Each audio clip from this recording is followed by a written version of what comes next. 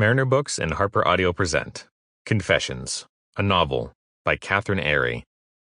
Performed by Sky Bennett, Berna War, Eileen O'Higgins, Ruby Campbell, Kwaku Fortune, and Catherine Airey. The game.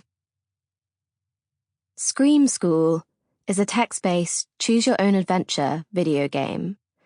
It puts you, the player, right at the center of the story.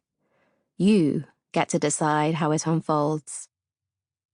In this adventure, sisters Magnolia and Rosemary have been sent away to boarding school in Burtonport, County Donegal.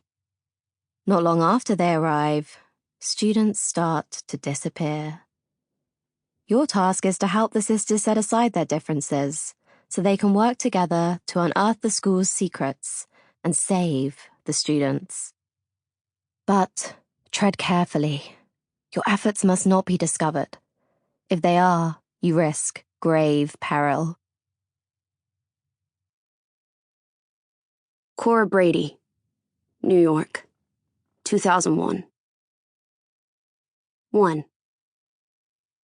2 days after she disappeared, most of my mother's body washed up in Flushing Creek. The morgue had comfy armchairs in the lobby, and I can remember being annoyed that it didn't take longer for my father to identify the body. I was reading Little Women and would have quite happily sat there all day. I was 8. Almost exactly 8 years later, my father jumped from the 104th floor of the World Trade Center, North Tower. I don't know that he jumped for sure, but it's the story I've told myself. I saw the photo of the falling man the next morning in the New York Times, along with everyone else left in the world. As well as that famous one, the photographer captured 11 others of the same man falling.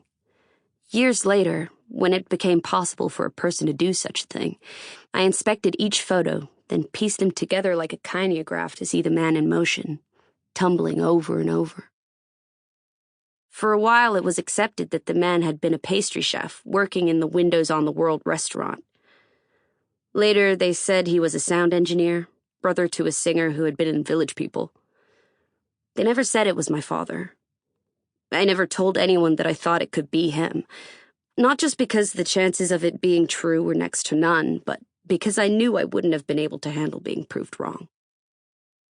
If someone were to somehow not know what had happened that day, and simply seen that photo, they'd be forgiven for thinking it must be showing some kind of stunt.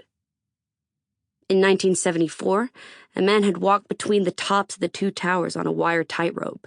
The following year, a different man dressed up as a construction worker made his way to the roof of the North Tower and jumped off, attached to a parachute.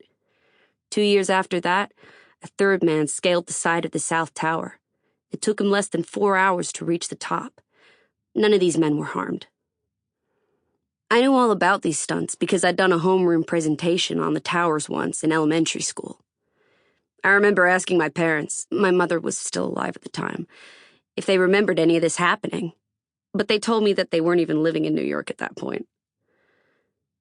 The main thing they seemed to recall about coming to the city was the garbage strikes, piles of trash 8 feet high along the sidewalks. But what did I care about trash? When the first plane hit, I was waiting for Kyle to come over. We'd spent the summer taking drugs and having sex in my apartment while my father was at work. I was supposed to be going into junior year, but in the week since Labor Day, I'd stayed at home deleting voicemails left by the school. Mr. Brady, this is Principal Green calling from Our Lady of Perpetual Help. Cora wasn't in roll call today, again. Could you please call back? By the time I got up, my father had already left for work. I showered, brushed my teeth, and put on a dress I didn't think Kyle had seen yet. It was navy with little ladybug dots on it. The weather was perfect. The sky such a fearless blue.